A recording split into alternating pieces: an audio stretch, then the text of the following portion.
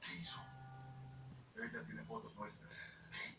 ¿Qué? Que alguien nos tomara fotos mientras estábamos cenando. Cuando le dije que no seguiría, me mostró las fotos. ¿Te chantajeó? Me amenazó que se las iba a quitar. Miran ya sabía que había otra mujer. Entonces ahí supo que se trataba de Seida.